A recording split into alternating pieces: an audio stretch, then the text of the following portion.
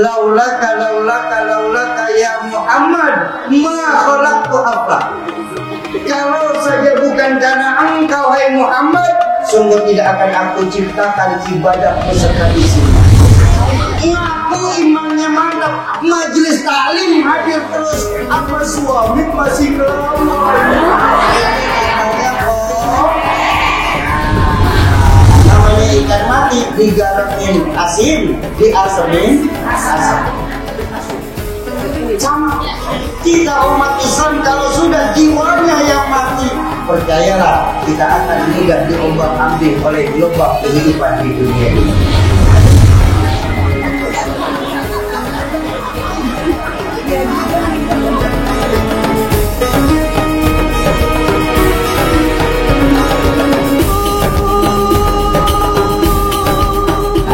Assalamualaikum warahmatullahi wabarakatuh.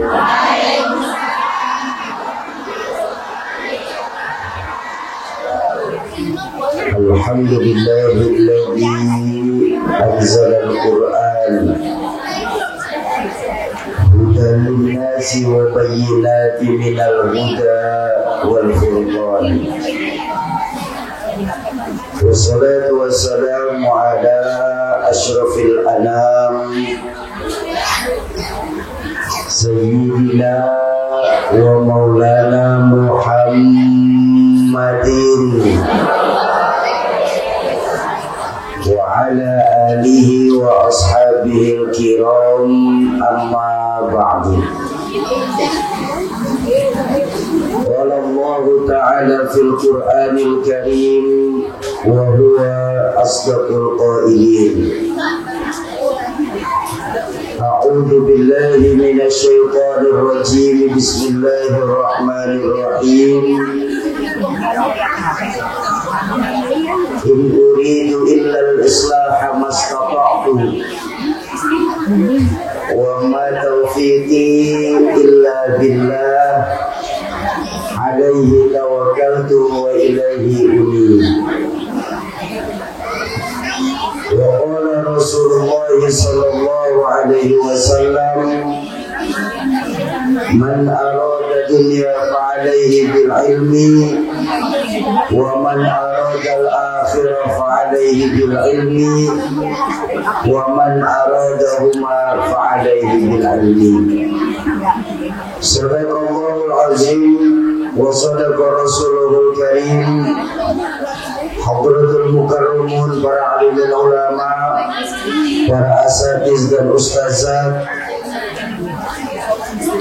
para hujjaj, para sepuh dan bini sepuh yang hadir di majelis ta'lim Nurul Huda, wabil khusus untuk Al-Mukarram Ustaz Ujang Junaidi, Ketua Majelis Ta'lim Nurul Huda Al-Mukarramah Umi Ustazah Haja Aisyah, Umi Ustazah Haja Aida, Sahibul Wasilah kedatangan saya Al-Mukarram Ustaz Zarkasi. Semoga Allah panjangkan usia guru-guru kita, Allah tetapkan iman dan Islamnya dalam rangka menjaga semangat agama, khususnya di Cibadak tercinta kita ini. Amin ya Rabbal. Yang saya hormati para tokoh-tokoh masyarakat, tokoh-tokoh kepemudaan, segenap aparatur pemerintah, baik tingkat RT, RW sampai kelurahan. Ada perwakilan TPS Kelurahan Cibadak, Bapak RW 05, Bapak Makmurudin SE, Bapak RT 04, Bapak Hasan, segenap keluarga besar Majelis Ta'lim Nurul Huda, ibu-ibu, para bidadari surganya Allah yang dicintai Allah Subhanahu wa Ta'ala. Sebentar, soalnya masih gak enak ini Pak.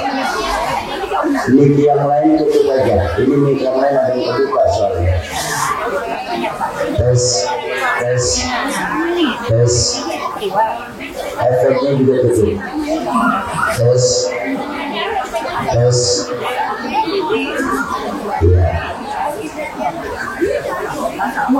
Bapak Ibu, alhamdulillah kita masih dikasih kesempatan nikmat sama Allah dalam rangka memperingati maulidnya baginda Rasulullah Shallallahu Alaihi Wasallam. Catatan sejarah mencatat bahwa jumlah seluruh nabi yang diutus Allah ke dunia ini lebih dari 130.000 nabi. Dari 130.000 nabi tersebut dipilihlah sama Allah menjadi 25 nabi yang kita umat Islam harusnya wajib kenal. Mulai dari Nabi Adam, Nabi Sis, Nabi Daud, Nabi Sulaiman, Nabi Yusuf, Nabi Ibrahim, sampai Nabi kita Muhammad. Dari 25 nabi yang wajib dikenal umat Islam ini, masih dipilih lagi sama Allah menjadi 5 nabi dan rasul yang kita orang Cibadak kenal dengan ulul azmi. Siapa ulul azmi? Nabi Nuh, Nabi Isa, Nabi Musa, Nabi Ibrahim, dan Nabi kita Muhammad. Dari 5 nabi dan rasul ulul azmi ini masih dipilih lagi sama Allah menjadi 4 besar. 4 yang paling terbaik perjuangannya, tersabar menghadapi umatnya, terbaik akhlaknya. 4.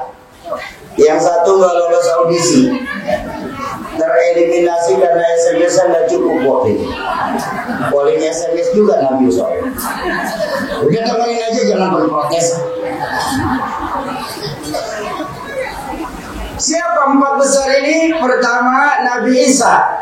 Beliau mendapatkan gelar Ruhullah.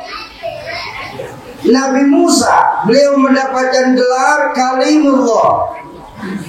Nabi Ibrahim, beliau mendapatkan gelar Khalilullah. Dan Nabi kita Muhammad Sallallahu Alaihi Wasallam, beliau mendapatkan gelar Habibullah. Selesai? Belum. Dari 4 nama ini masih dipilih lagi sama Allah hingga keluar 1 nama. Siapa yang lagi kita peringatin maulidnya siang hari ini? Beliaulah manusia agung yang diagungkan oleh Zat yang Maha Agung. Beliaulah sosok manusia mulia yang sedang dimuliakan oleh Zat yang Maha Mulia. Yang kepada beliaulah kita orang Cibadak ini mengharapkan syafaatul uzmanya Nabi di yaumil mahsyar. Sayyidina wa maulana Muhammadin. Inilah makna dari hadis beliau bersabda, ana khiyarun min khiyarin min khiyarin. Aku pilihan dari pilihan dari pilihan. Ayo kita lihat. Apa sih yang membuat begini? Allahumma sholli alaihi.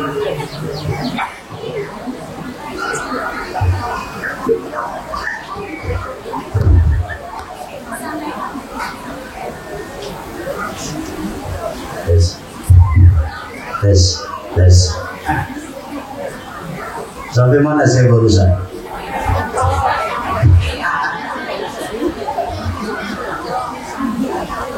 Apa sih yang membuat baginda Nabi sebagai menjadi manusia pilihan ini? Begini, 13 tahun baginda Nabi awal-awal perjuangan di kota Mekah mengenalkan Islam. Dicaci maki, dilempari kotoran onta, sahabat-sahabat dibantai. 13 tahun beliau berdakwah cuma untuk menanamkan nilai-nilai keimanan, meninggikan kalimat tauhid, la ilaha illallah Muhammadur. 13 tahun beliau berdakwah dengan pengharapan beliau di mana-mana kalau fondasi kuat bangunan aman. Betul apa betul? Pondasi rapuh, bangunan bakal rubuh. Pondasi miring, bangunan dia ikut miring. Bangunan bagaimana pondasi? Kita orang Cibadak hidup, bagaimana imannya? Imannya nggak akan terlihat pasti, tapi gejala dari keimanan itulah yang pasti akan terlihat. Contoh. Ini mic ada strumnya nih. Ada nggak strumnya? Kelihatan? Kok bisa tahu? Bunyi, benar. Strumnya nggak kelihatan, tapi gejala dari strum yang terlihat. Ini kipas ada strumnya nih Shoki. Muter. Lampu di atas ada strumnya nih Bu. Nyala. Ya kalau begitu nggak usah profesor turun tangan. Anak-anak kita pun ngerti di mana-mana kalau ada strum, mic pasti bunyi. Betul apa betul? Kalau ada strum, kipas angin muter. Kalau ada strum, lampu nyala. Kalau begitu ceritanya, kalau memang punya iman, sujud yang benar. Jangan nunggu akhir waktu sholatnya. Baru azan, baru qomat. Imamnya Ustaz Ano lama dia jadi imam mah. Sampai selesai sholat belum sholat juga kita. Ada yang kayak begitu? Yang mana?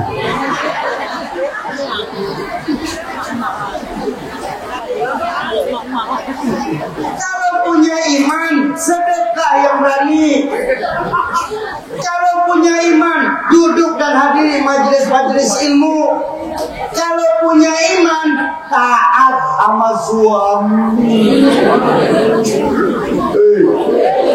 Itu kalau jalurnya benar. Ya, kalau jalurnya benar. Sekarang saya ajak berbagi terbalik. Strum ada, tapi mic nggak mau nyala. Kata teknisi di samping, oh Shoki, yang itu mau mic-nya koslet namanya. Bener kan? Apa namanya? Lemes amat. Ini emang di sini kalau maulid pada lemes begini ya? Bu. Ini kita lagi peringatin maulidnya yang lantaran beliau kita ibadahnya ada. Kan dalam hadis qudsi Allah sendiri yang mengingatkan. Belum sarapan ya? Alhamdulillah udah. Mau semangat? Saya minta ulang. Strum ada, tapi mic nggak mau nyala. Itu namanya kok. Alhamdulillah. Bukan saya doang yang teriak namanya. Tapi orang ibadah nih, mohon maaf, yang model odol nih. Dipencet dulu baru keluar. Kali-kali ini masih mau semangatnya. Strum ada, tapi kipas angin nggak mau muter. Kipasnya kok. Strum ada, lampu nggak nyala, lampunya kok. Ngaku beriman, tapi nggak mau sujud, itu namanya kok.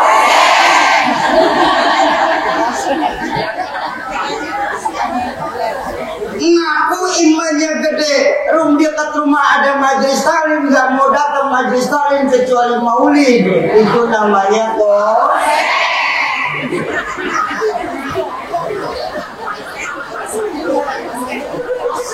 Ngaku imannya mantap, majelis taklim hadir terus sama suami masih ngelawan. Itu namanya kok. Ada jelas nih ya. Yuk di Cibadak ini keluarga besar majelis taklim Nurul Huda yang koslet dibenerin dulu nih. Supaya apa? Supaya Nurul Huda jangan sampai kebakaran karena ada yang koslet. Setuju? Ada. Kalau itu dia ya langsung tutup doa.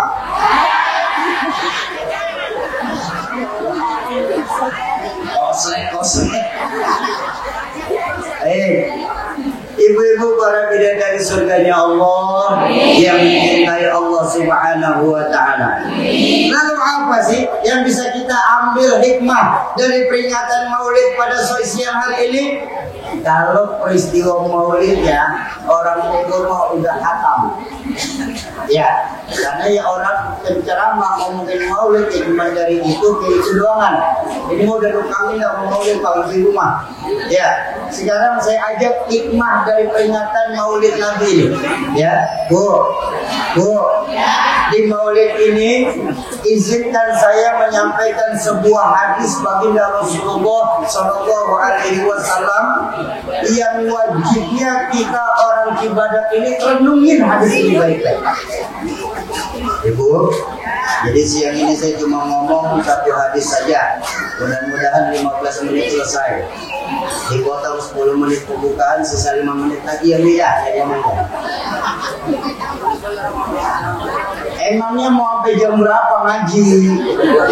Jam 1. 3 jam. Baik, sanggup? Ya, 15 orang. Sanggup? Kuat? Enggak. Yang kuat terusin dah. Ibu-ibu para bidadari surganya Allah, baginda Nabi pernah bersabda, saya zamanun ala ummati la yabqa minal Islam illa ismu wa la yabqa minal Quran illa rasmu masajiduhum amirah wa hiya harabum minal huda.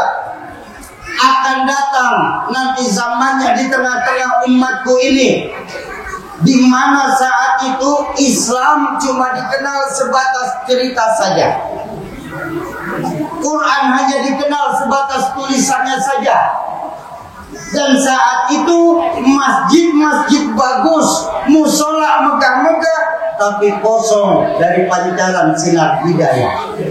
Ayo, pagi hari ini saya ingin mengajak ibu-ibu saya terutama nih, karena sebagai bidadari di rumah merenungkan baik-baik hadis baginda Nabi.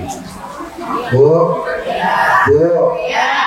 bukankah banyak hadis Nabi yang diucapkan hampir 15 abad yang lalu saat ini mulai terjadi kebenarannya? Betul apa betul? Saya tanya dari belakang dulu. Masjid-masjid yang ada di tempat kita bagus-bagus apa tidak? Alhamdulillah. Musola yang ada di kampung kita megah-megah apa tidak? Beberapa musola Umi sekarang pakai AC ya. Subhanallah. Tapi tengoklah fungsi masjid dan musola yang ada saat ini, Bu. Enggak ubahnya layaknya sebuah museum. Tahu museum? Tempat penyimpanan barang-barang antik. Yang isi masjid dan musola sekarang rata-rata 50 tahun ke atas. Barang antik. Sementara anak-anak mudanya kemana? Anak-anak mudanya asik cari warung-warung kopi di pinggir jalan. Betul apa betul? Kita sering lupa bahwa baginda Nabi menjadikan masjid sebagai pusat kegiatan umat. Baginda Nabi mengibaratkan masjid dengan umat Islam harus laksana ikan sama air. Ikan sama air boleh terpisah apa tidak? Ada nggak ikan yang pisah sama air? Ada, ikan mau mati, ikan asin. Nah, kalau kita umat Islam sudah mulai menjauhi masjid, jiwanya yang mati. Sedangkan kalau umat Islam khususnya di Cibadak ini jiwanya sudah pada mati. Maaf. Tengoklah ikan, Bu. Ikan walaupun dia berenang puluhan tahun di laut selama hidup, ya, ikan kalau dia hidup puluhan tahun berenang di laut nggak bikin air laut jadi asin. Betul. Tapi tengoklah ikan mati. Ikan mati tergantung situasi dan kondisi. Namanya ikan mati, digaramin asin, diasemin asam. Sama kita umat Islam, kalau sudah jiwanya yang mati, percayalah kita akan mudah diombang-ambing oleh gelombang kehidupan di dunia ini. Ya Bu, ayo kita jalankan apa yang diajarkan dalam Al-Quran, di mana Allah berfirman, innama ya'muru masajidallah man amana billahi wal yaumil akhir wa aqamas shalah wa ataz zakah. Orang yang gemar memakmurkan masjid itu mempunyai 3 ciri. Ayo, mudah-mudahan keluarga besar Nurul Huda ini termasuk dalam 3 ciri ini. Amin. Siapa orang yang gemar memakmurkan masjid? Pertama, man amana billahi wal yaumil akhir. Mereka yang benar-benar beriman kepada Allah dan hari akhir. Tanya sama diri kita, Bu, pernahkah kita masuk ke masjid? Maaf, Bu, memang perempuan sunnahnya yang paling bagus itu sholat di rumah. Tapi sebagai ibu, sebagai istri, ibu wajib mengingatkan suaminya untuk sholat di dalam masjid. Ibu wajib memerintahkan anaknya untuk menghidupkan sholat berjamaah. Ini bagian dari mengembalikan nilai-nilai keimanan kita kepada Allah Subhanahu. Coba kita lihat belakangan ini akibat tingkat kebutuhan kita akan dunia yang semakin meningkat, hingga mengakibatkan iman kita kepada Allah lah yang mulai menurun.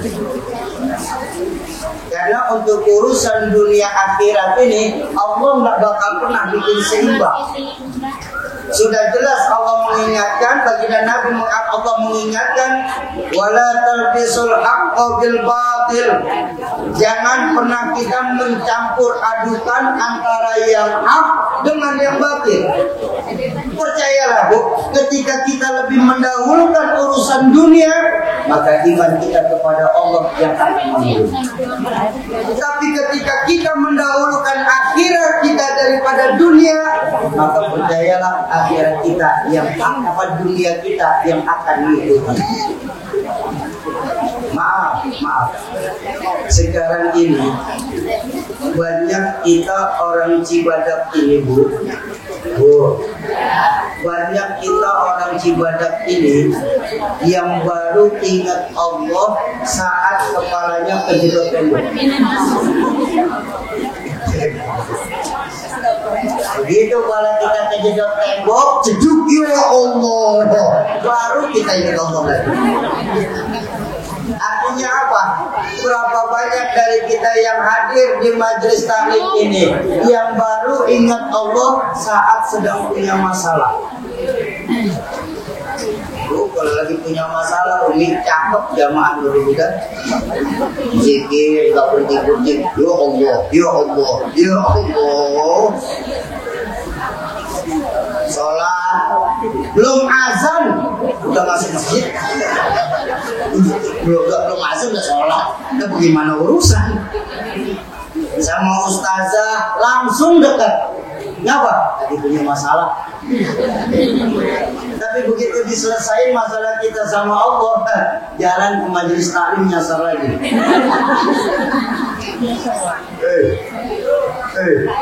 Itu loh kita. Kita sering lupa. Allah mengingatkan dalam Al-Quran apa?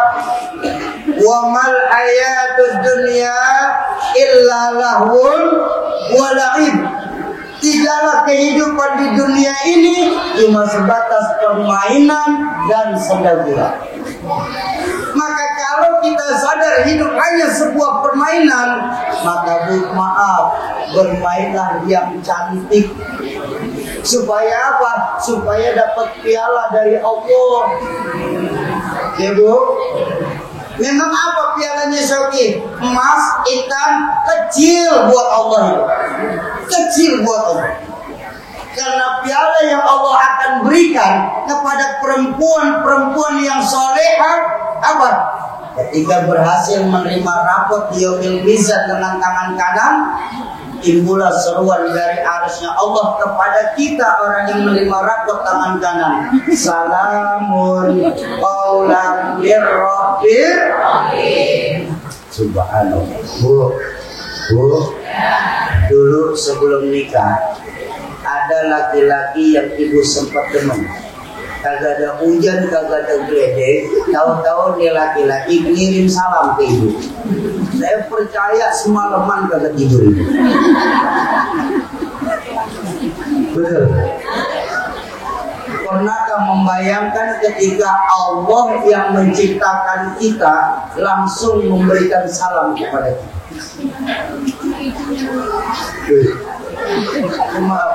Makanya saya bilang permainan ini, maaf, saya minta maaf sebelum. Nih, semua nih yang hadir nih. Ini semua nih. Ini calon-calon jenazah.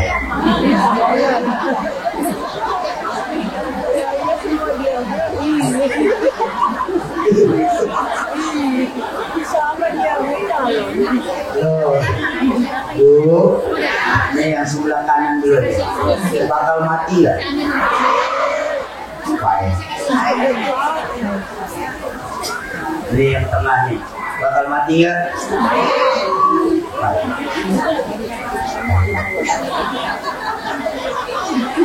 Iya juga. Umi Ustazah, mati gak? Ini yang ngomong. Masih enak buat barangan aja. Yang aja ya. Sebentar, ada yang protes soalnya. Kalau ngomongnya kasar bener mati kan untuk hewan, betul. Kalau untuk manusia apa? Mati apa meninggal? Mati apa meninggal? Ini berarti jarang lima omongan ini. Ayo kita baca sama-sama. Inna sholati wa nusuki wa ma stop. Mati apa meninggal? Mati. Enggak boleh waktu sholat wa ma meninggal. Ada. Mati.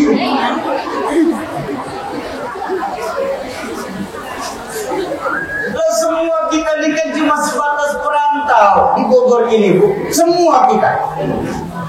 Lah namanya orang merantau kan mesti pulang. Orang merantau mesti pulang.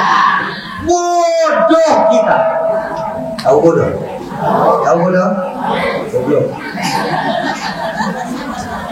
Tahu goblok? Bloon. Bloon ngerti bloon. Minum mesti tiup. Dia kira berasa panas, itu bloon tuh. Bodoh kita, Bu. Kalau kita sadar kita hanya seorang perantau, tapi nggak pernah kita berpikir untuk pulang. Bu, pulang seharusnya senang. Pulang seharusnya girang. Maaf, selesai pengajian maulid kita pulang ke rumah masing-masing. Pulang apa tidak? Senang. Kenapa senang? Pulang dapat besek, bisa copot kerudung, ganti daster. Betul. Dan terbukti orang pulang pasti. Kalau masih ingat waktu sekolah dulu, masih ingat? Di kelas kita ada guru galak sekali. Pas pelajaran beliau ada pengumuman, Bapak guru nggak masuk sekolah, anak-anak boleh pulang. Boleh. Senang apa tidak? Kenapa senang? Nggak ada gurunya, boleh pulang. Orang pulang pasti berakhir. Selesai hidup di dunia, kita pulang kepada Allah. Pulang. Senang apa enggak? Enggak konsekuen. Mau bilang senang, takut ntar sore.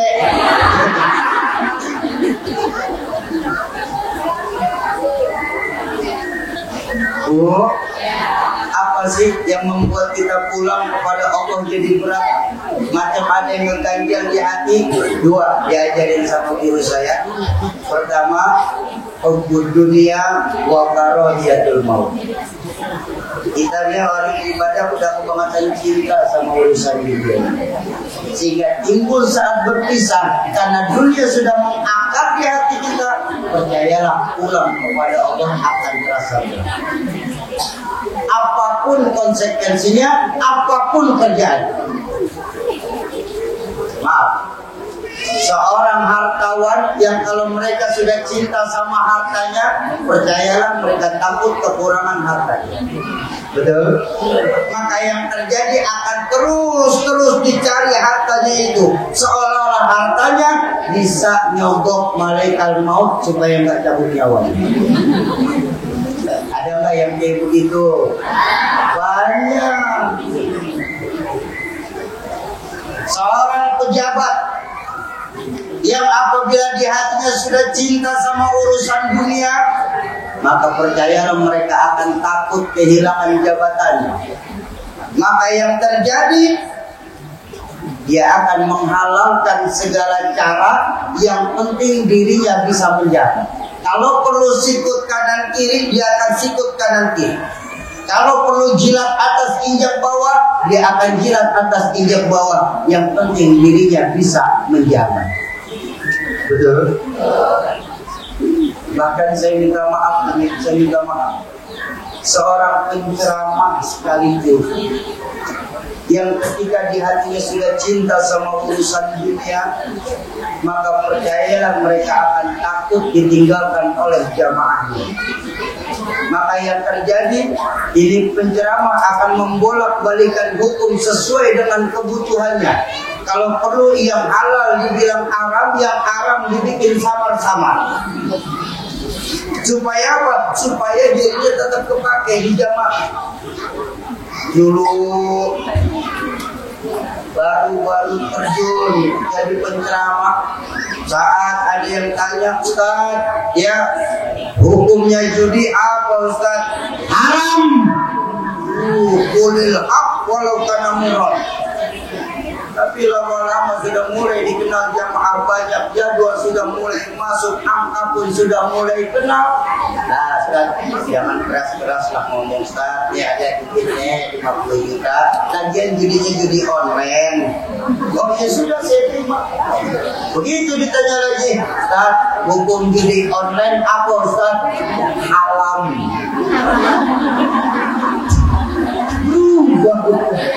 Ya dari haram jadi haram. Benar. Bu, Pak, saya minta maaf. Yang gampang ngutak-ngatik hukum itu kan orang yang ngerti hukum. Betul apa betul? Kita lihat sekarang. Banyak dari kita dibilang, oh maulid itu bid'ah, Nabi nggak melakuin. Kita orang awam, ya sudah karena Nabi nggak ikutin, ya kita juga nggak melakuin. Bodoh.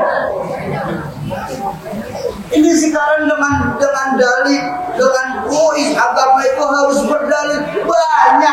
Banyak dalilnya. Yang kita kalau ngaji sampai kita nyemplung ke sana lagi juga belum tentu hatam. Cuma sekarang begini dah, kalau memang berani bilang maulid haram, begini, Bu, ibu cinta nggak sama suami? Ya, ragu nih.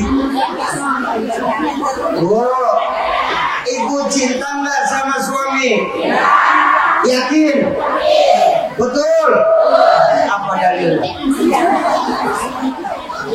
Saya minta dalil. Apa dalilnya ibu bisa cinta sama suami? Ada? Bu, kenapa untuk cinta sama suami ibu gak bisa berdalil? Lalu untuk cinta sama Nabi kita mesti berdalil? Suami ibu nanti belum tentu bisa memberikan pertolongan di hadapan Allah, sedangkan baginda Nabi lah yang akan memberikan pertolongan kepada kita semua.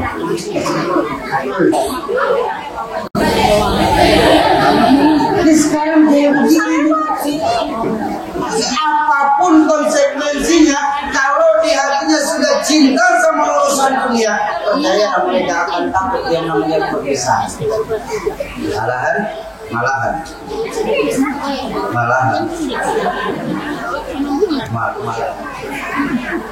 Iya, tapi apa sih kan? Ilahi istirahat bentar karena ini nggak boleh lupa apa?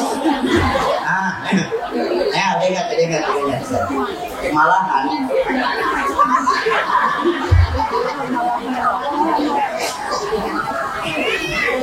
Manusia mulia baginda Rasulullah Sallallahu Alaihi Wasallam. Beliau pernah mendapatkan teguran keras dari malaikat Jibril alaihissalam. Bayangkan, saking sayangnya malaikat Jibril kepada baginda Nabi ini dapat teguran keras. Yang kalau secara ilmu ini cuma kiasan saja. Baginda Nabi mah seorang yang maksum, yang nggak perlu ditegur. Tapi teguran ini sebagai kiasan kepada kita umat Islam.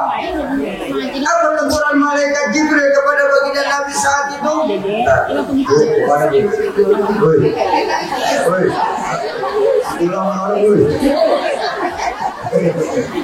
Katanya sampai jam 1 Bu. Oh iya.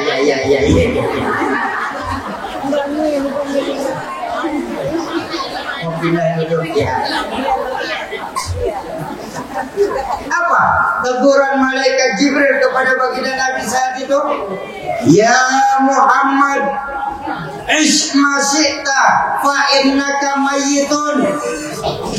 Muhammad, silakan kau berbuat sekehendak hatimu Muhammad. Kau mau ini boleh, mau begitu boleh Muhammad.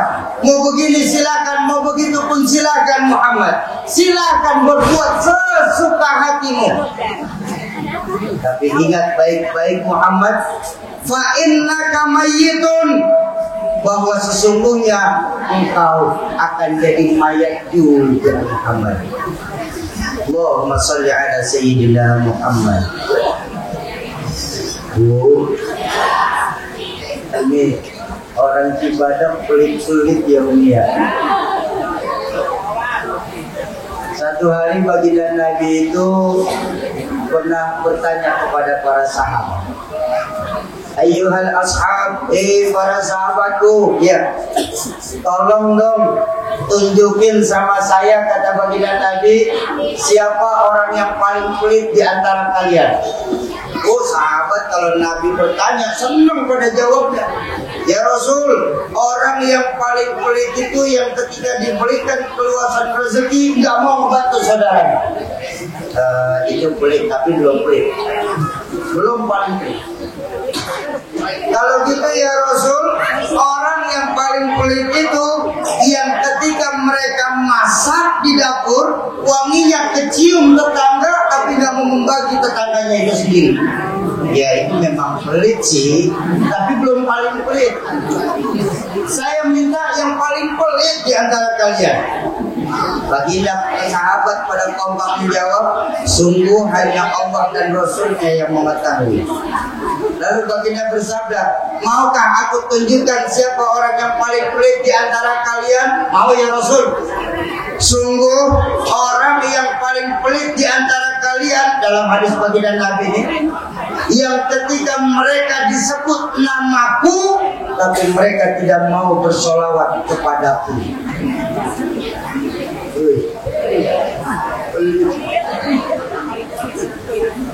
Sayyidina wa maulana Muhammadin. Memang benar kayak odol. Pencet dulu baru keluar suara. Ayo, terutama buat kaum perempuan itu, ayo suruh anak, istri, anak dan suami untuk sholat berjamaah di masjid, mengembalikan nilai-nilai keimanan kita kepada Allah. Ini maaf, saya minta maaf ibu ya, saya minta maaf sekali, saya minta maaf. Banyak dari kita orang tua ini salah dalam berpikir. Kita cuma berpikir supaya anak kita pintar, tapi lupa membuat anak kita jadi benar. Nah, kau sekolah yang tinggi nak, enggak apa-apa dah nak. Pala orang tuamu sekarang, pala jadi kaki, kaki jadi pala, biar kau bisa sekolah. Nanti kalau sudah selesai sekolah, kau bisa masuk kampus yang hebat.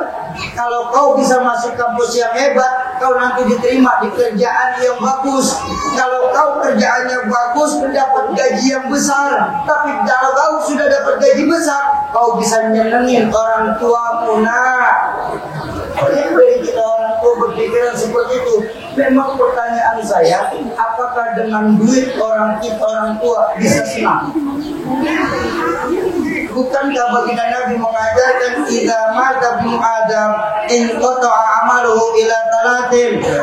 Kalau anak cucu Adam meninggal dunia, terputus semua amalnya kecuali 3. Ilmu yanfa, shadaqatan jariyah, wa waladun salih ayyad'ulah. Ilmu yang bermanfaat. Insyaallah ibu-ibu ilmunya manfaat. Amin. Sedekah yang diterima, sahabat majelis taklim keluarin. Betul. Walaupun cuma 2.000. Iya. Memang lu seorang mujur ini udah sedekahnya 2.000, doanya pengen masuk surga. Surga mana 2.000? Bakso 20.000 sekarang. Surga 2.000. Nih besok bikin pengumuman di majelis taklim nih. Harga surga udah naik.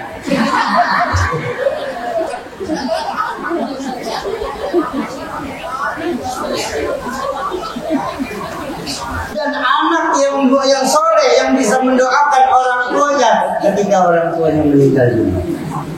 Boleh saya kasih contoh? Boleh saya kasih contoh? Mudah-mudahan contoh saya ini enggak kejadian ini di kampung kita ini. Amin. Cuma yang saya mau contoh begini, Bu. Umpama satu hari ada kejadian kebakaran di kampung kita, tepat di samping rumah kita, rumah Mbak. Api membesar.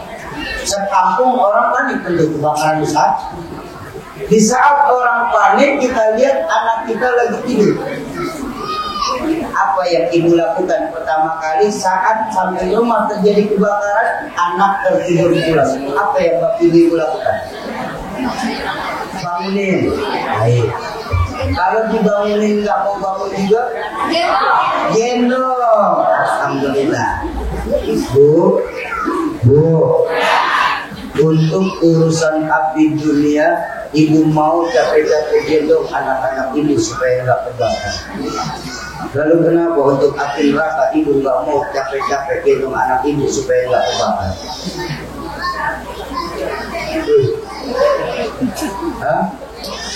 Padahal jelas dalam Al-Quran kita diingatkan qu anfusakum wa ahlikum naro. Jagalah dirimu, jagalah keluargamu, jagalah orang-orang yang menjadi tanggung jawabmu dari siksa api neraka.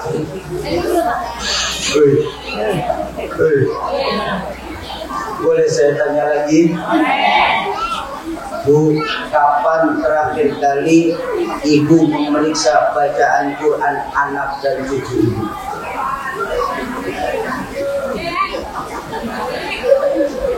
Kapan terakhir kali ibu ajak anak dan cucu ibu datang ke majelis taklim?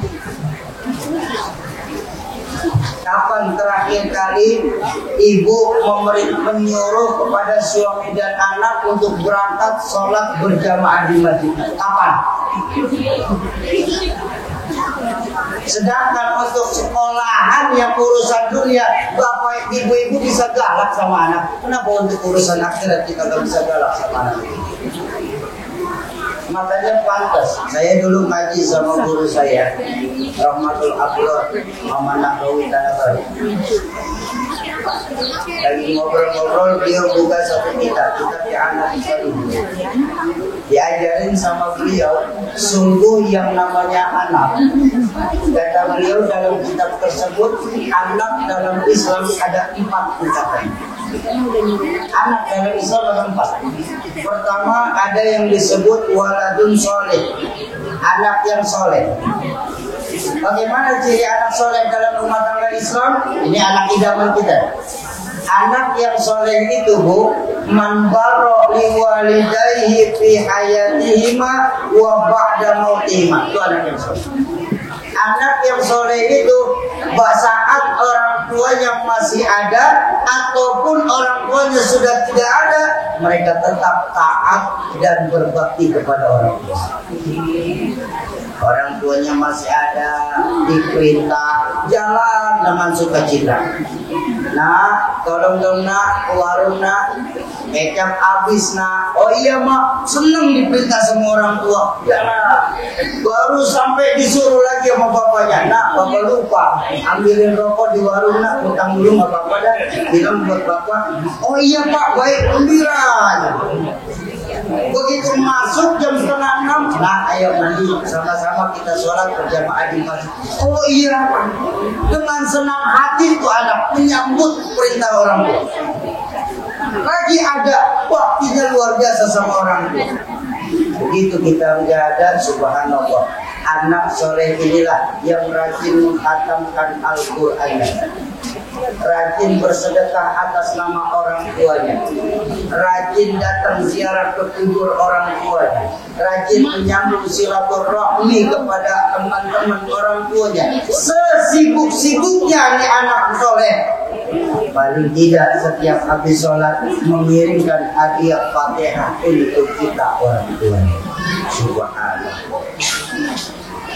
Mudah-mudahan kita dikaruniakan anak soleh-solehah dalam rumah tangga. Itu yang pertama, diajarin oleh Rahmatul Abdur Mamana. Yang kedua, ada yang disebut waladun bar, anak yang baik. Jadi ada anak soleh, ada anak baik. Bagaimana ciri-ciri anak baik? Kita sering salah prasangkan. Kita sering kali salah sangka. Ternyata dalam kitab I'anatul Talibin, anak yang baik itu ternyata man ata'uhu liwalidayhi fi hayatihima wa barra ba'da mautihima. Itu anak yang soleh, anak yang baik. Jadi anak yang baik itu dalam kitab yang diajarkan oleh Mama Nahrawi, yang ketika orang tuanya masih ada kelihatannya nggak mau taat, nggak mau nurut. Nah, orang dong nak, ambilin gas di warung nak, gas habis, mama lagi nafsu nak, lagi ngirisin cabai. Mama aja berangkat sendiri saya lagi asik main game online. Nah, ayo nak ikut mama nak, pergi ke majlis taklim nak, kita belajar sama-sama nak. Mama aja sendiri, kan tuaan mama umurnya. Ketika orang tuanya masih ada, tampaknya dia nggak mau berbakti. Tapi subhanallah, ketika kita meninggal dunia, Allah kasih hidayah kepada anak kita ini, Pak. Inilah anak yang paling kehilangan kita ketika kita meninggal dunia.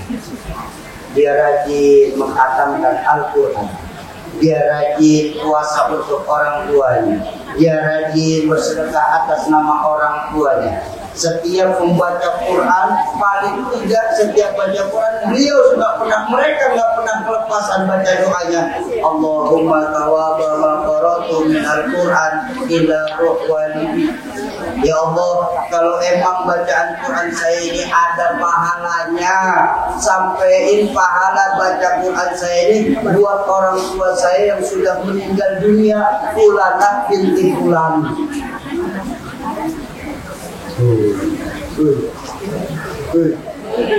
Makanya saya mau kasih nasihat. Alhamdulillah, saya juga masih banyak salah. Saya pesan, Bu, berhati-hatilah berucap kepada anak, karena kita nggak tahu masa depan anak-anak kita.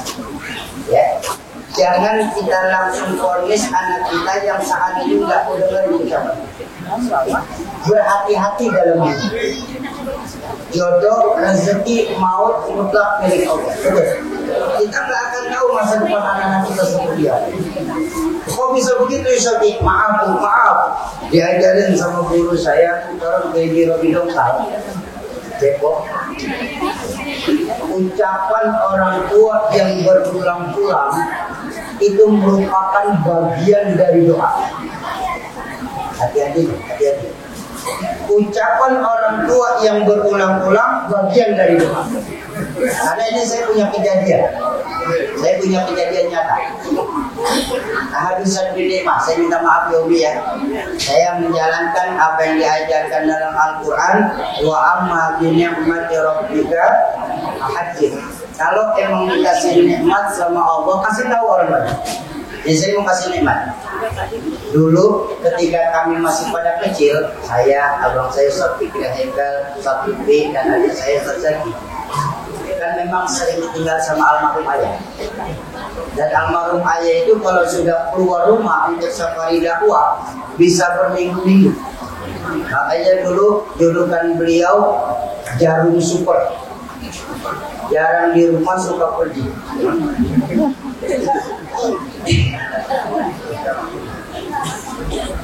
Beliau kalau sudah pergi mingguan. Kita dulu masih kecil, namanya anak kecil, nggak punya pemikiran apa-apa. Ke orang tua cuma nanti doang ada. Mau bagi duit. Kalau almarhum ayah perginya baru, enak kita mintanya. Mau bagi duit 100, mau bagi duit 200, mau bagi duit 50 buat jajan. Ya kan memang dulu masih ucapan dulu masih laku. Ya, iya saya jajan aja masih 50 perak. Mau bagi duit. Tapi kalau sudah 10 hari orang tua saya pergi belum pulang-pulang, kalau saya minta duit sama saya punya umi, saya ada satu ucapan beliau yang selalu beliau ulang-ulang. Mak, bagi gigi duit jajan. Duit dari Hong Kong. Itu kalimat diulang-ulang itu kalimat. Setiap kami minta duit, adik abang nih, duit dari Hong Kong. Bapak lu belum pulang, udah minta duit aja bapak. Bentar. Berjalanlah waktu. Meninggallah orang tua kami, rahmatul abrar fi zaidin.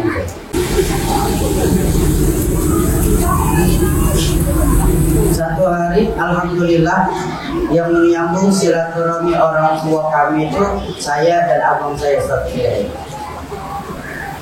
Satu hari ada telepon dari konjen Indonesia di Hong Kong, minta kita ngisi acara di sana. Saya bilang, Assalamualaikum Sobi, Waalaikumsalam. Tanggal segini ada waktu enggak? Insya Allah ada Pak. Ya sudah berangkat ya. Nah, siapin tiket, siapin paspor segala macam, berangkat kita ke Hong Kong. 4 hari 2 acara. Saya nggak ngomong sama Umi. Saya nggak ngomong. Begitu selesai 4 hari di Hong Kong, di airport panitia ngomong sama saya, Sobi, ya Pak, ini mau ditransfer atau mau bawa tunai saja? Saya bilang saya minta tunai saja. Loh, nggak khawatir enggak? Saya membuktikan salah satu ucapan orang tua saya yang dikabulin sama Allah. Pulanglah saya ke rumah. Nyampe di Jakarta, saya langsung ke rumah Umi. Saya cium tangan, melihat saya bawa koper rapi. Dari mana? Habis silaturahmi. Oh, udah. Lalu saya serahin seamplop yang saya serahin. Apa ini? Ini hasil silaturahmi. Bukan. Hong Kong. Iya. Kapan ke Hong Kong kata saya? Kemarin 4 hari. Kok nggak ngomong? Jadi nggak mau khawatirin ini. Oh begitu ya udah. Ini kok belum ditukerin? Nih. Iki mau ngebuktiin bahwa doa ucapan orang tua yang berulang-ulang bagian dari doa. Kalau dulu Kiki kecil minta duit selalu mama sebut duit dari Hong Kong. Maka pagi ini Kiki benar-benar buktiin Kiki kasih mama oleh-oleh duit langsung dari Hong Kong. Alhamdulillah. Dua-duanya sekarang sudah meninggal dunia. Mudah-mudahan Allah ampuni segala dosa orang. Ya Bu, jadi maksud saya, kenapa saya cerita begini? Hati-hati. Kadang-kadang memang kita orang tua di ambang batas, ya dalam mendidik anak. Tapi tetap kaulan sadida, ucapin yang baik-baik. Jangan kita melihat anak kita saat ini nggak patuh sama kita, langsung keluar kalimat mutiara.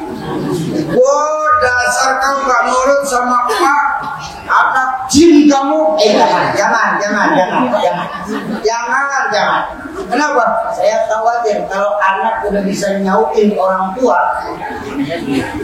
Lah kalau saya jin, anak jin, emak siapa?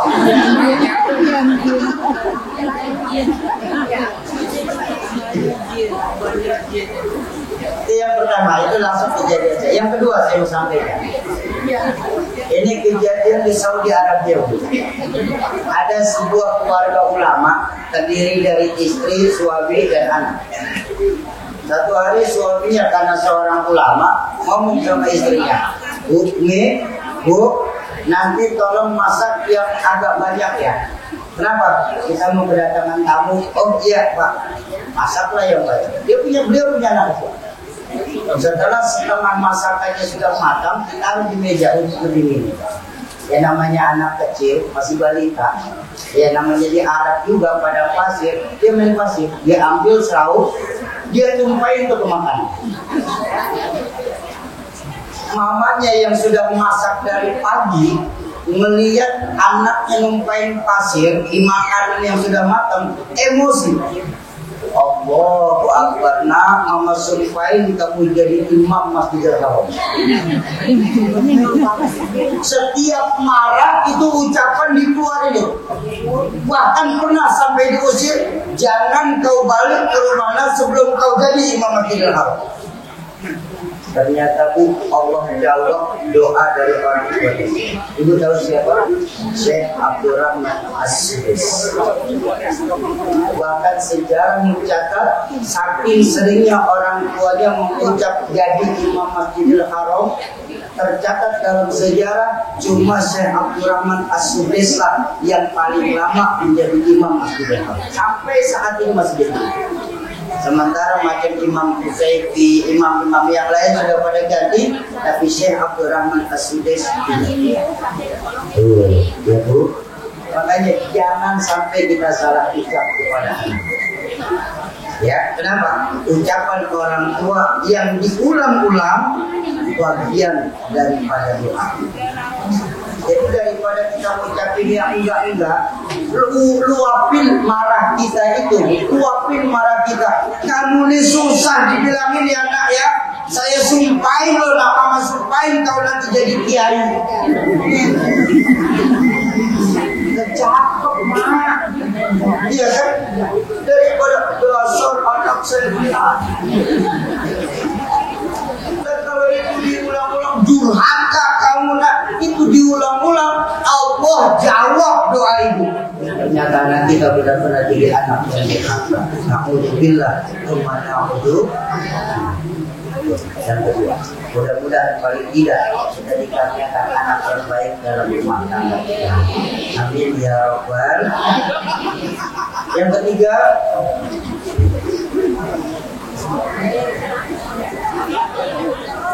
yang melihat jam doang apa sih? Yang ketiga, ada diajarkan oleh Mama Nawawi kepada kami itu yang ketiga disebut waladun akun, anak yang celaka.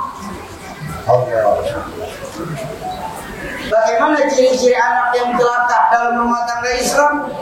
Ternyata Bu, anak yang celaka dalam rumah tangga Islam itu Bu, man barra bi walidayhi fi hayatihima wa ata'uhu ba'da mautihima. Na'udzubillah min anak yang celaka itu yang ketika orang tuanya masih ada tampaknya nurut, tampaknya berbakti, diperintah jalan, disuruh ini berangkat, disuruh ke masjid jalan, gak pakai ngucap lagi, tapi dibalik ketaatannya itu menyimpan dendam kepada orang tua.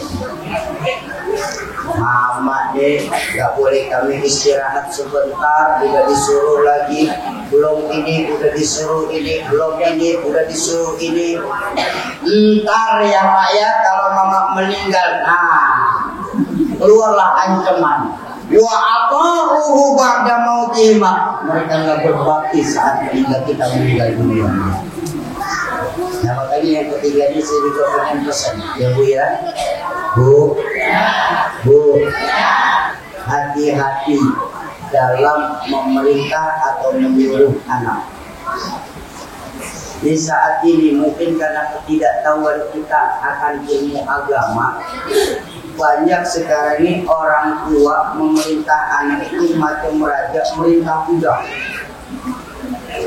Belum selesai ini, udah disuruh ini, belum selesai ini, sudah diperintah sana. Dan ada satu kalimat yang saya ingat sekali. Ini diterapkan dalam rumah tangga orang tua saya, Rahmatul Abdul. Apa? Ini sepele Bu. Cuma berdampak luar biasa. Apa? Dari saya semenjak ingat itu antara 5-6 tahun sampai beliau mau meninggal dunia, ada satu kalimat setiap beliau itu memerintah kami anak-anak. Apa? Tidak pernah kelupaan mengucapkan kalimat tolong dan terima kasih. Kelihatannya sepele nih, bukan berimpact luar biasa, berdampak luar biasa. Walaupun kami merasa ya orang tua itu wajib kita perintahin, tapi lihat orang tua saya. Kita semua tahu, saya saya lihat orang tua saya itu besar. Tapi di balik kebesarannya itu beliau nggak canggung untuk mengucapkan kalimat tolong kepada anaknya sendiri. Ya, tolong dong ambilin rokok. Tolong dong ambilin kitab ini tuh ayah mau baca. Tolong dong ambilin kitab Qabilul Farus itu di lemari. Ya mak, tolong dong nanti ke rumah sebelah mintain jarum sama tetangga. Ini saya kalau sampai demi Allah kan maaf, aja saya nggak punya sama ibu. Tapi benar itu. Dan setelah saya melakukan itu semua, kedua orang tua saya tidak pernah lepas mengucapkan terima kasih ya kita. Pernahkah kita menerapkan hal itu dalam rumah tangga kita? Hati-hati. Banyak dari kita nih, sekali lagi, memerintah anak itu macam raja merintah budak. Ya walaupun sah-sah saja, tapi yang saya khawatirkan anaknya jadi menyimpan dendam, sehingga itu ditahan, membesar. Saat kita meninggal dunia, meledaklah ini bom waktu. Jangankan mereka datang ziarah ke kubur kita, sampai mengirimkan Fatihah untuk kita saja mereka tak mau kirimkan. Nah kita padahal nasib ruh di alam ruh itu, kata baginda Nabi dalam hadis, macam orang timbul tenggelam, macam orang lagi tenggelam. Dia menanti kiriman doa dari anak-anaknya, dari orang-orang yang katanya sayang sama mereka. Contoh aja, Bu, ibu lagi tenggelam. Saya datang nyamperin ibu, bawa berlian sekepelan tangan. Kira-kira ibu ambil nggak? Tuh, sekepelan tangan loh bu berlian. Ambil atau tidak? Tapi kalau saya nyamperin ibu, bawa ban bekas 30.000 harganya, ibu ambil nggak? Sama. Apa fungsinya anak kita sekolah yang tinggi kalau anak kita nggak bisa baca Al-Quran? Buat apa kita punya anak kerja gaji yang besar, tapi bahkan kita sendiri orang tuanya nanyain kabarnya kita saja enggak. Dan berapa banyak kita sekarang ini, maaf anak-anak kita sekarang, yang mereka sudah terlalu sibuk, mereka lebih memperhatikan pasangannya daripada kita orang tuanya. Kenapa? Akibat kita salah didik dari semenjak dini. Padahal baginda Nabi mengajarkan al-baitu madrasatul ula. Rumah itu pesantren pertama untuk anak-anak. Terakhir yang keempat, dalam Islam itu menurut Mama Ajengan Nahrawi, yang keempat ada disebut waladun salih. Kalau yang pertama tadi apa? Waladun saleh, yang keempat waladun saleh. Apa waladun saleh ini? Anak yang durhaka. Na'udzubillah mana. Bagaimana ciri-ciri anak yang durhaka dalam rumah tangga Islam? Anak yang durhaka dalam rumah tangga Islam itu man ata'uhu liwalidayhi fi hayatihima wa ba'da mautihima. Anak yang durhaka itu baik saat orang tuanya masih ada, lebih-lebih orang tuanya tidak ada, mereka tetap nggak mau berbakti sama kita. Allahumma sholli ala sayyidina Muhammad. Na'udzubillah min na'udzubillah. Kita masih ada, diperintahkan nyautin omongan kita, dikasih tahu, malah kita dilawan omongan kita. Begitu kita meninggal dunia, jangankan kita meninggal dunia yang lama, jenazah masih ada di rumah, sudah ngomongin soal warisan.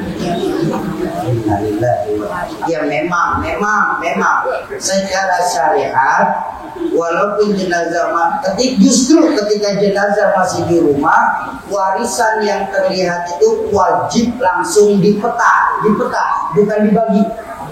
Kenapa? Karena waris itu, harta itulah yang akan mengikat. Jadi selama harta itu tidak dipeta, maka itu akan mengikat jenazah ke alam kubur. Jadi untuk pemutus jenazah bebas dari urusan dunia, maka harta yang terlihat itu wajib dipeta ya, bukan diwaris. Beda nih. Contoh, ketika orang tua saya meninggal dunia, rahmatul akbar di MZ, setelah sampai di rumah dari rumah sakit, sampai di rumah, kemudian kami rapat keluarga. Mau dikuburinya di mana, jam berapa, siapa imam sholat itu, jenazahnya, bla bla bla. Saya bilang, daripada ngomongin fardu kifayah, lebih baik tolong petain dulu rumah ayah ini. Oh, saudara-saudara saya banyak yang protes. Sauki gila. Jenazah masih ada udah ngomongin warisan. Saya bilang saya nggak ngomongin warisan, demi Allah saya nggak ngomongin warisan.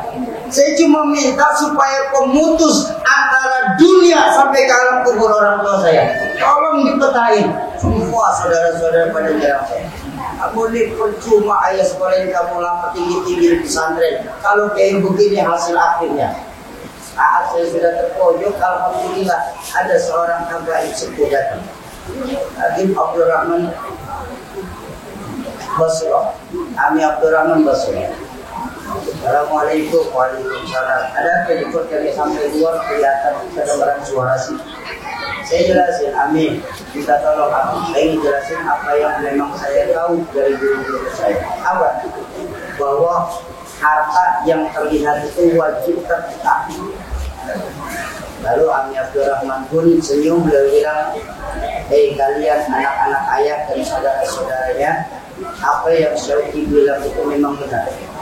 Ketika jenazah masih ada, harta yang terlihat itu wajib terpeta saja, terpeta dengan kalimat antarobin.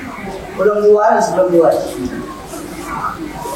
Baru masuk dijelasin semua. Setelah semua sudah paham, saya bilang sama Ami Abdurrahman Basuro, Ami, tolong petain rumah ayah ini.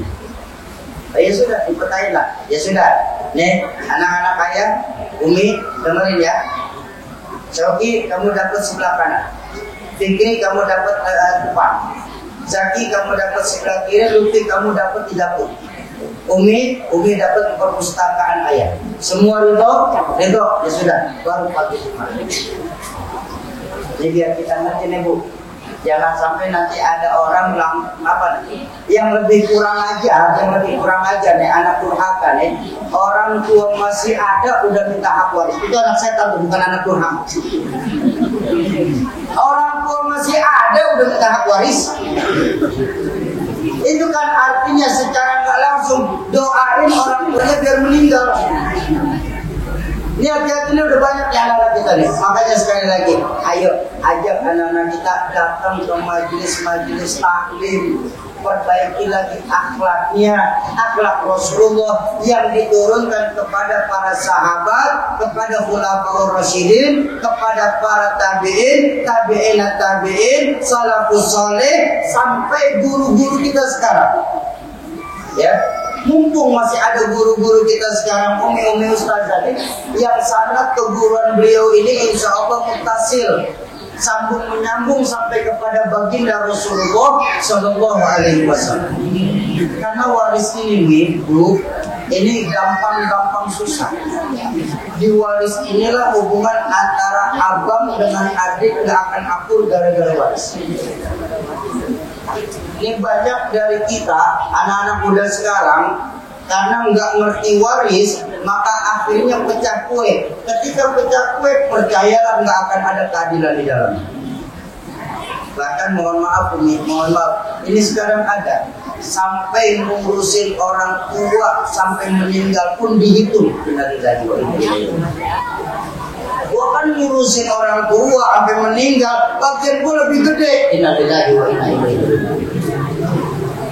Bu, Pak, percayalah, ketika kita berebut harta waris dan kita makan hak yang bukan hak kita, percayalah, jangankan di akhirat, di dunia saja Allah akan kasih tampang. Ya, jadi berhati-hati. Makanya untuk memahami ini, ayo ajak lagi anak-anak kita, kaum perempuan, adik-adik muslimat ini sedih. Melihat adik-adik perempuan saya sekarang sedih. Ya, padahal baginda Nabi sangat sekali cinta kepada kaum perempuan. Baginda Nabi lah yang mengangkat harkat dan derajat kaum perempuan. Baginda Nabi sendiri bersabda, An-nisa imadul bilad. Perempuan itu tiangnya negara. Kalau baik perempuan, baik negara. Kalau rusak perempuan, rusak negara. Ini juga berlaku di hukum waris, Bu. Walaupun perempuan kelihatannya sedikit, tapi maaf Bu, warisan perempuan itu mutlak milik perempuan. Laki walaupun kelihatannya gede, tapi masih dibagi lagi untuk anaknya dan istri. Tapi perempuan enggak. Jadi kalau ibu dapat warisan nanti, ya, kalau ibu ada warisan, lalu sekonyong-konyong suami minta, itu haram. Karena walaupun cuma 1/8 itu mutlak harta ibu dari waris. Kecuali kalau ibu mau ngasih suami itu lain cerita. Tapi kalau suami yang minta, maka jatuhnya bukan lagi sunnah, tapi haram. Ya, ingat, ini banyak sekali orang yang nggak ngerti nih. Abung-abung istri dapat warisan sekonyong-konyong lagi, bagi gua dong, haram. Tapi kalau suami ibu yang dapat warisan, maka suami ibu wajib ngasih ke istri, wajib ngasih kepada anak. Walaupun jumlahnya 1/4 dalam surah An-Nisa, tapi 1/4 itu masih dibagi lagi 3, jatuhnya 3/4 saja atas suami. Tuh, ya. Jadi hal-hal kayak begini yang anak-anak kita sekarang ini sudah tidak mau lagi mempelajari. Makanya guru saya dulu, Rahmatul Abrar Abdul Syekh Bangir Muhammad Iskandar Keski, pernah bilang mungkin kepada kami ketika masih jadi santri, ilmu yang pertama kali nanti dicabut sama Allah itu ilmu tentang faraid, ilmu waris.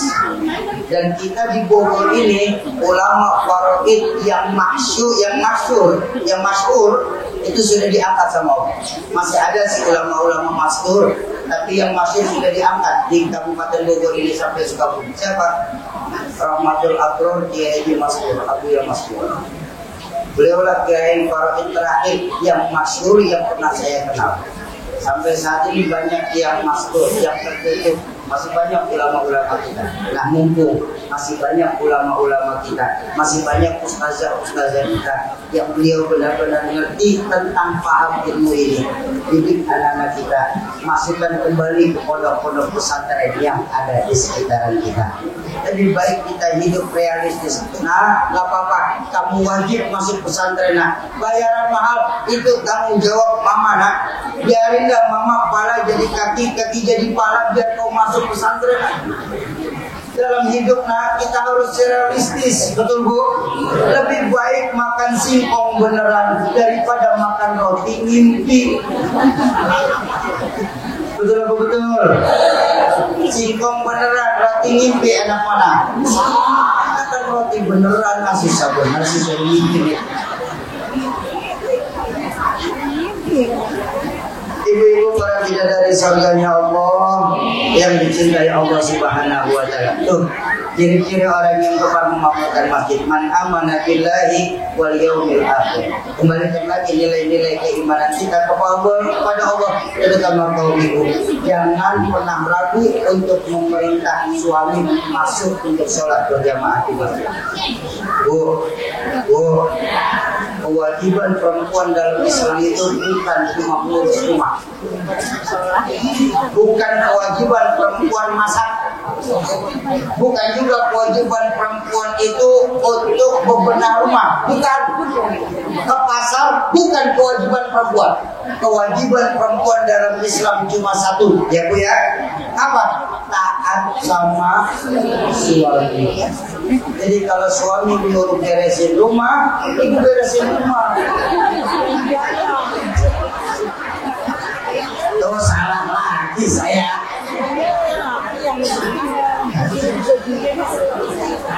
Ibu-ibu para bidadari surganya Allah yang dicintai Allah Subhanahu wa taala. Yang kedua, apa ciri-ciri orang yang gemar memakmurkan masjid? Yang kedua, walaupun tidak masuk masjid, tapi ibu orang-orang yang mampu menolong orang untuk menghidupkan masjid. Yang kedua, wa aqamas shalah. Mereka gemar menghidupkan sholat. Ini juga kita nih, terutama nih. Maaf. Sholat itu kan kewajiban kita ya, otomatis ya. Mau laki mau perempuan sholat wajib, betul? Betul. Dan saking hebatnya sholat, saking hebatnya sholat, ibadah-ibadah lain itu perintahnya cukup turun ayat. Puasa cukup turun ayat. Sedekah cukup turun ayat. Taatnya sama suami cukup turun ayat. Lalu menuntut ilmu cukup turun ayat. Haji cukup turun ayat. Tapi ketika sholat nggak cukup turun ayat, Allah ambil baginda Nabi menuju arsy Allah untuk dapat perintah sholat buat kita. Betul. Dan jangan lupa kombinasi angka sholat itu 4, 3, 4. Zuhur, asar, maghrib, isya, subuh. Lalu kenapa kebanyakan orang Islam sekarang angkanya 00, 300? Begitu. Dan terutama kaum perempuan itu, maaf sekali lagi saya minta maaf. Ini bicara sholat sekarang. Kalau tadi bicara soal mendidik anak, sekarang bicara sholat. Bu, ibu punya hutang puasa bisa dibayar pakai fidyah. Ibu punya hutang nazar bisa diterusin sama anak keturunan. Tapi ketika punya hutang sholat, Allah tidak menerima fidyah sholat. Saya tanya, sudah berapa banyak ibu-ibu yang mengkodok sholatnya yang ketinggalan?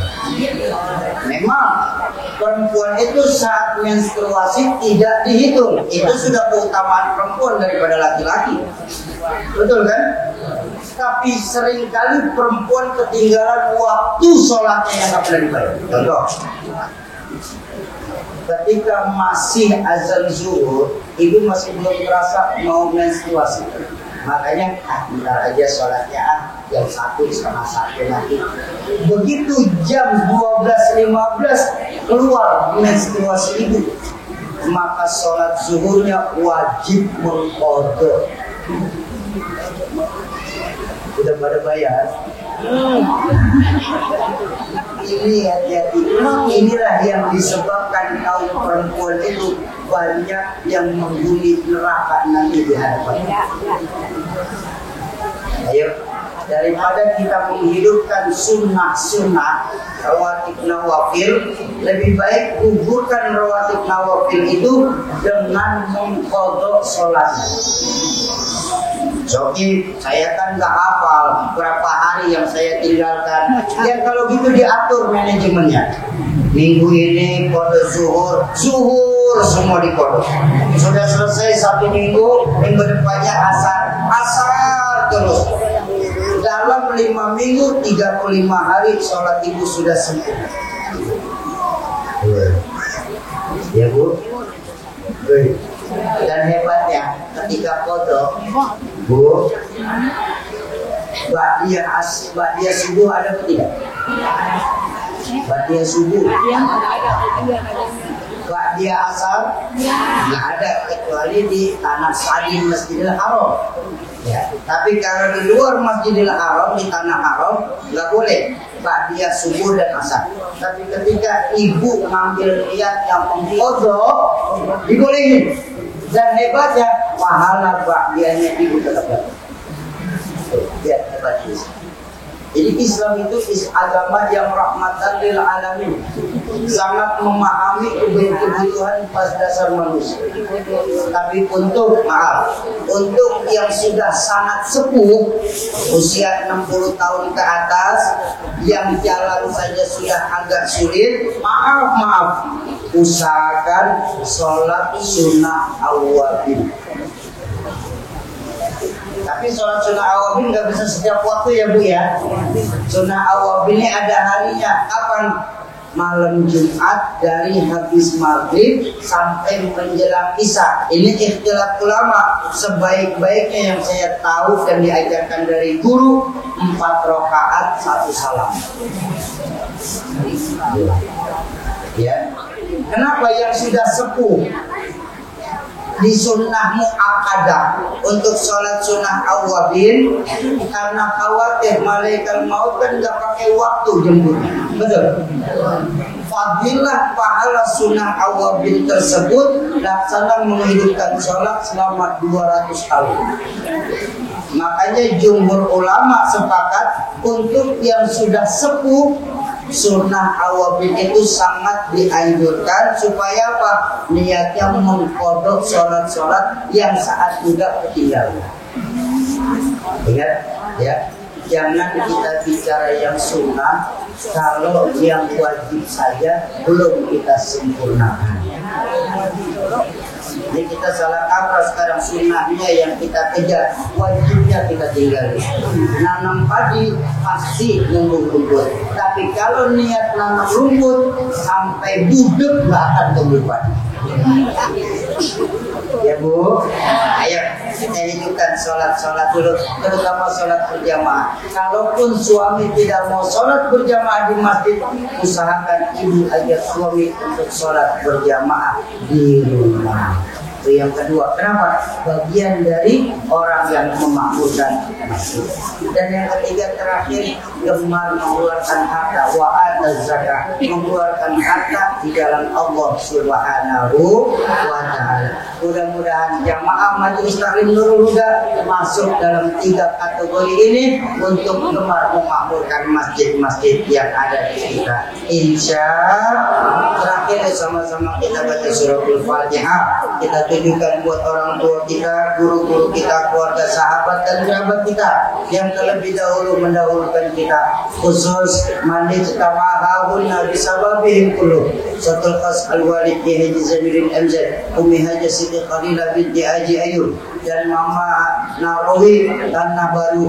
Semoga lewat keberkahan Fatihah yang kita bacakan, Allah ampuni segala dosa beliau-beliau, Allah lapangkan alam kubur beliau-beliau, Allah jadikan alam kubur beliau-beliau sebagai taman dari taman surga. Yang kedua, untuk kita semua Fatihah ini, orang tua kita, guru-guru kita, keluarga, sahabat dan kerabat kita yang pada siang hari ini sedang kurang sehat, semoga lewat keberkahan Fatihah dan keberkahan majelis maulid siang ini sebagai asbab Allah angkat segala penyakitnya, Allah sehatkan kembali jasmaninya, Allah kumpulkan lagi di tengah-tengah keluarga tanpa kurang satu apapun.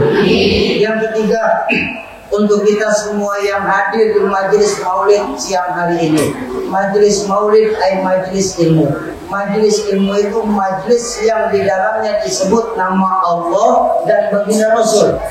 Makanya majelis ilmu itu ulama sepakat majelis yustajabu fihi doa, majelis tempat diangkatnya doa. Semoga lewat keberkahan majelis maulid pada siang hari ini, lewat keberkahan Fatihah yang kita bacakan, lewat keberkahan duduk bersama ahli-ahli ilmu yang ada di Cibadak ini, dan keberkahan dari yang membawa berkah itu sendiri baginda Rasulullah Sallallahu Alaihi Wasallam sebagai penyebab apabila di antara kita ada yang punya hajat, Allah percepat terkabul hajatnya, Allah gampangkan segala urusannya, Allah luaskan rezekinya, Allah mudahkan jalan usahanya.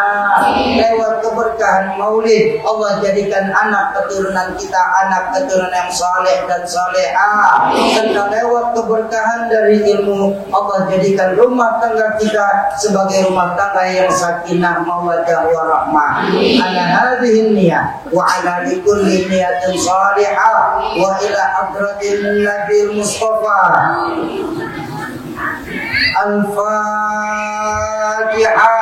A'udzubillahi minasyaitonir rajim. Bismillahirrahmanirrahim. Alhamdulillahi rabbil alamin. Arrahmanir rahim. Maliki yaumiddin. Iyyaka na'budu wa iyyaka nasta'in. Ihdinas siratal mustaqim. Siratal ladzina an'amta 'alaihim ghairil maghdubi 'alaihim waladdallin.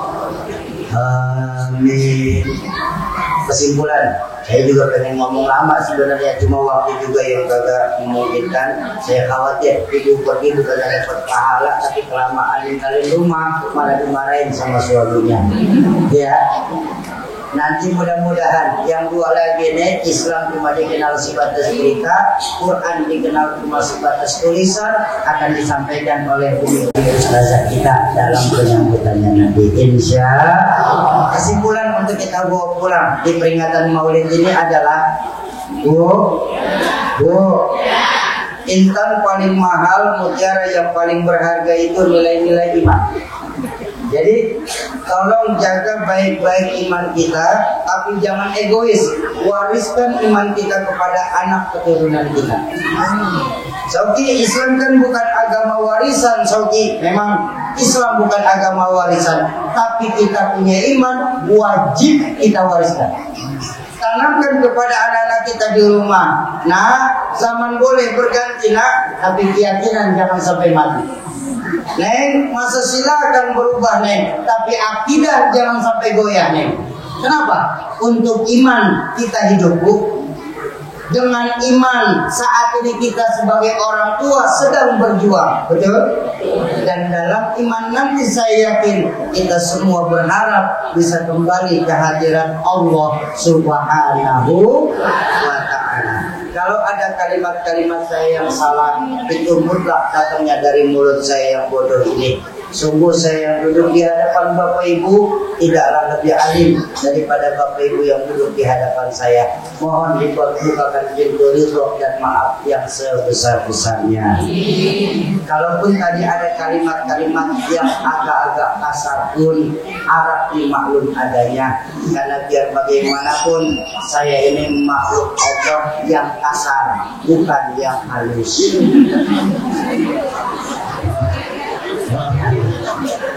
Jumpa lagi di lain kesempatan, insyaallah. Terima kasih Umi Ustazah sudah membolehkan saya untuk mengisi dakwah bulan Maulid ini di Majelis Taklim. Usikum wa nafsi bitaqwallah. Doa. Usikum wa nafsi bitaqwallah. Assalamualaikum warahmatullahi wabarakatuh.